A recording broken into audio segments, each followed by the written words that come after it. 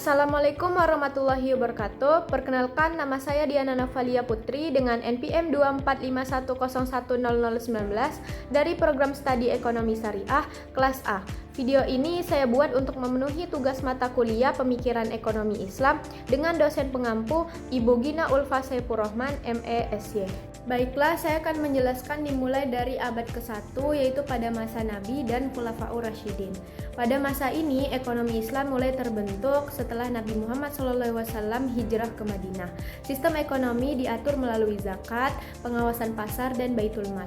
Nabi Muhammad SAW menetapkan larangan riba, penipuan, dan penimbunan. Abu Bakar menegakkan zakat, Umar bin Khattab membentuk diwan serta sistem distribusi tanah, sementara Utsman dan Ali melanjutkan kebijakan fiskal dan menjaga keadilan sosial. Perekonomian menjadi stabil dan masyarakat sejahtera.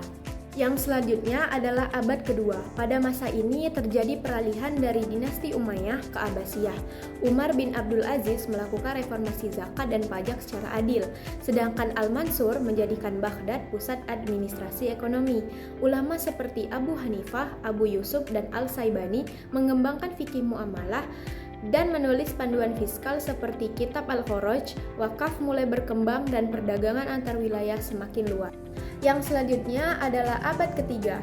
Baghdad menjadi pusat ilmu dan perdagangan dunia. Al-Ma'mun mendukung pengembangan ilmu pengetahuan dan teknologi yang berdampak pada ekonomi. Imam Al-Syafi'i, Ahmad bin Hanbal, dan Abu Ubaid memperkuat aturan kontrak, zakat, serta keuangan negara.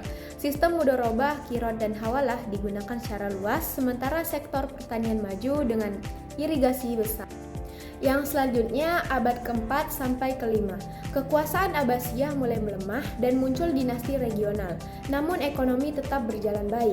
Al-Mawardi menulis tentang fungsi negara dan baitul mal, sedangkan Al-Ghazali menekankan etika ekonomi, kejujuran, larangan riba, dan peran hisbah dalam menjaga moral pasar. Wakaf menjadi sumber pembiayaan pendidikan dan fasilitas umum, serta perdagangan antar wilayah terus berkembang. Selanjutnya, abad ke-6 sampai ke-7.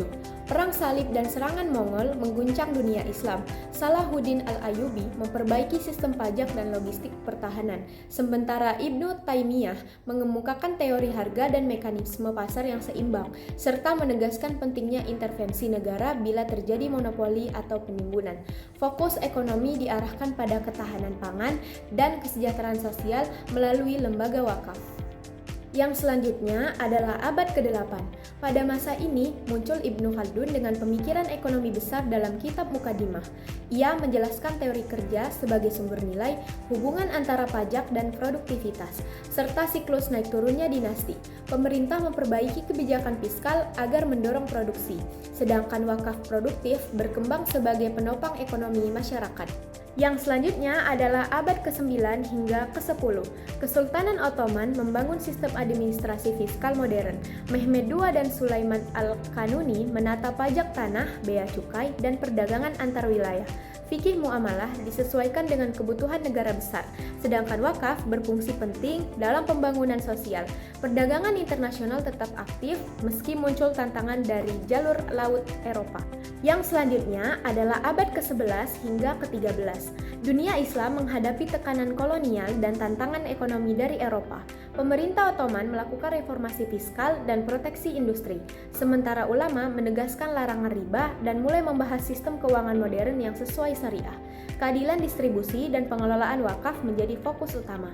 Namun, industri Islam mulai melemah dan posisi ekonomi umat menurun akibat tekanan kolonial. Dan yang terakhir adalah abad ke-14 hingga ke-15. Pada masa ini, negara-negara muslim mulai membangun kembali sistem ekonomi Islam setelah masa kolonial. Tokoh-tokoh seperti Abul A'la Maududi, Muhammad Umar Chapra, Najatullah Siddiqi, Yusuf Al-Qaradawi, dan Monzerkaf mengembangkan teori ekonomi Islam modern seperti bank syariah, suku, sistem zakat nasional, serta pengelolaan wakaf produktif. Penerapan ekonomi Islam menjadi semakin luas dengan munculnya lembaga keuangan syariah di berbagai negara, dan prinsip keadilan serta etika tetap dijadikan landasan utama pembangunan ekonomi umat. Jadi, dari abad ke-1 hingga abad ke-15, ekonomi Islam terus berkembang dari sistem zakat dan baitul mal hingga lembaga keuangan modern. Setiap masa melahirkan tokoh, pemikiran, dan kebijakan yang menegaskan bahwa ekonomi Islam adalah sistem yang adil, etis, dan mampu menyesuaikan diri dengan perkembangan zaman. Demikian video ini saya buat. Jika ada yang salah saya mohon maaf. Kepada Allah saya mohon ampun. Wabillahi taufiq wal hidayah. Wassalamualaikum warahmatullahi wabarakatuh.